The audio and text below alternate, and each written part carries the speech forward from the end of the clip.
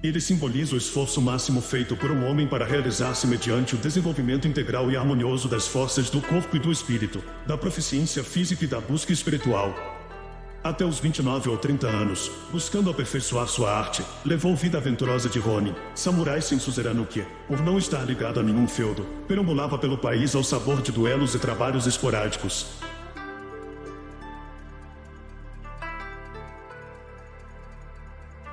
Lembro ao iniciante que tudo é difícil no começo, seja esticar a corda de um arco, seja brandir uma naginata.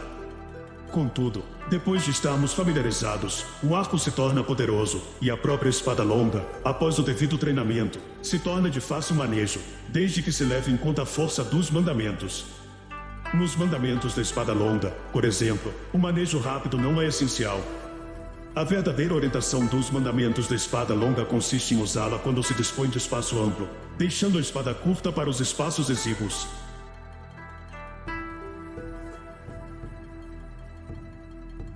O aprendizado depende da convivência com o mestre, de infinita paciência e repetição, de tal forma que se internalizasse a técnica, a ponto de ela se tornar, como devia ser, espontânea, reflexa e inconsciente.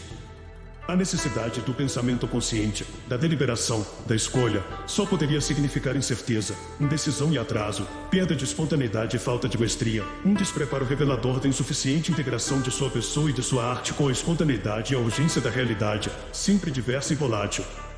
No fundo, para Musashi, a chave da vitória se encontrava antes de mais nada no espírito, ainda que, obviamente, o corpo devesse estar 1010.000 vezes treinado para adequadamente executar seus propósitos.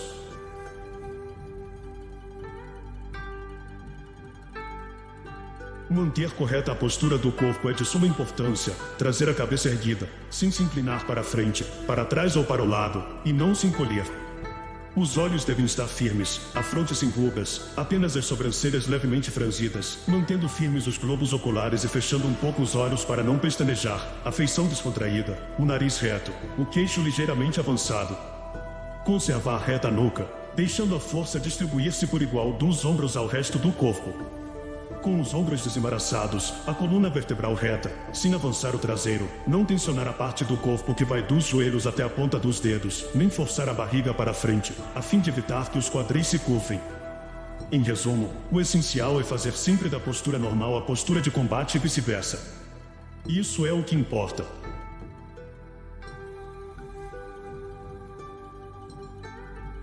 Desde que se adquire determinado conhecimento ou teoria, é preciso desprender-se dele, conquistar a razão e dele afastar-se.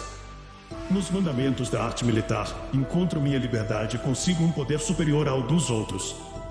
Chegado o momento propício, conheço o ritmo. Essa é a única maneira de alcançar o estágio espiritual no qual é possível esquecer que se tem uma espada na mão, e a espada não sente a mão. Eis no que consistem os mandamentos do vácuo.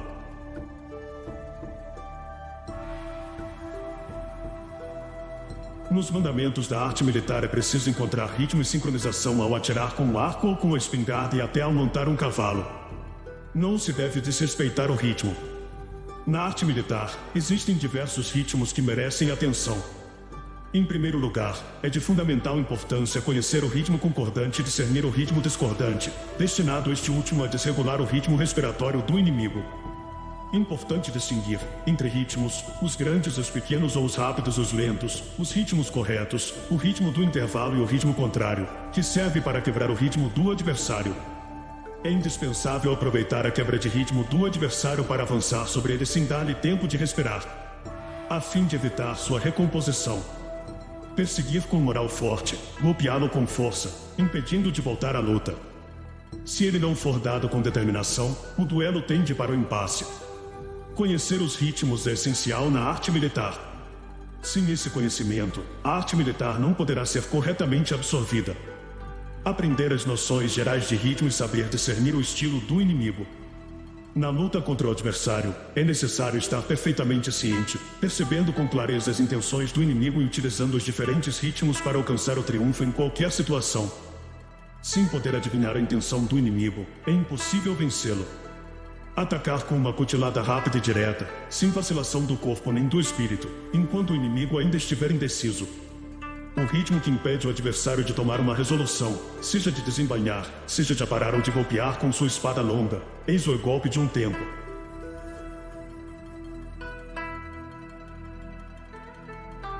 Em geral, existe tendência a julgar forte o inimigo. Se soubermos nos colocar no lugar desse inimigo, veremos o quanto ele deve se sentir perdido ao ter que enfrentar todo mundo ou fugir. A tendência é acautelar-se em demasia, julgando o adversário muito poderoso. Supervalorizar o inimigo resulta em ação cautelosa e passiva demais. Então, pense no inimigo como alguém que, com certeza, sairá derrotado diante de você, que é um bom conhecedor da arte militar.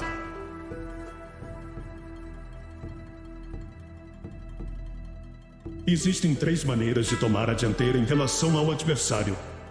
A primeira é aquela em que você toma a iniciativa de atacar o inimigo, a iniciativa de ataque. A segunda é a que se toma no momento em que o adversário ataca, a iniciativa de expectativa. A terceira se dá quando você e o inimigo atacam simultaneamente, é a iniciativa mútua. Dependendo da maneira como se toma a iniciativa, ela virtualmente pode assegurar a vitória. Essa é a razão pela qual a iniciativa é a prioridade número 1 na arte militar. Do começo ao fim da luta, é preciso ter a intenção inquebrantável de destruir o antagonista, vencê-lo esmagadoramente. Tudo isso faz parte da iniciativa de ataque. Na iniciativa de expectativa, quando o adversário arremete, manter-se indiferente, fingir fraqueza. No momento em que ele se aproxima, recuar de modo firme e mostrar que vai saltar para trás. Assim que perceber que o inimigo relaxa, atacá-lo depressa e com força para conseguir o triunfo. Essa é uma forma de se antecipar ao inimigo. Se ele voltar ao assalto, contra-atacar com mais vigor, aproveitando uma pequena mudança no ritmo dele para vencê-lo. Quando o inimigo se aproximar, procure irritá-lo com gestos e observe, quando ele deixar entrever pela expressão do rosto que o momento é oportuno, impinja-lhe uma fragorosa derrota. Na hipótese de o adversário tomar a iniciativa do combate, procure neutralizar os movimentos úteis a ele e permita-lhe os inúteis. Esse é um dos pontos essenciais da arte militar. Mas, se apenas procurar impedir a ação do antagonista, isso quer dizer que você está agindo somente na defensiva. Agir de acordo com os mandamentos significa cortar no nascedouro as intenções do adversário, submetendo-o à sua vontade.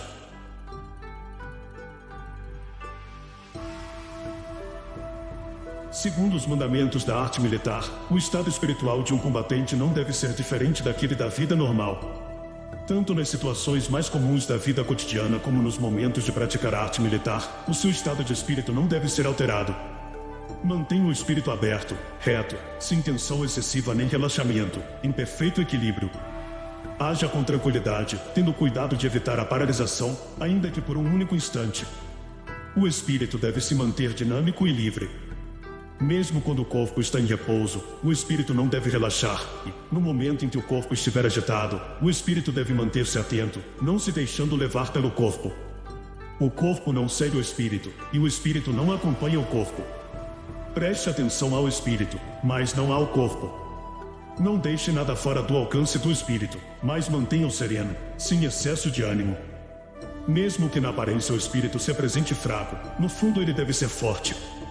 Mantenha seu espírito sempre inescrutável para os outros.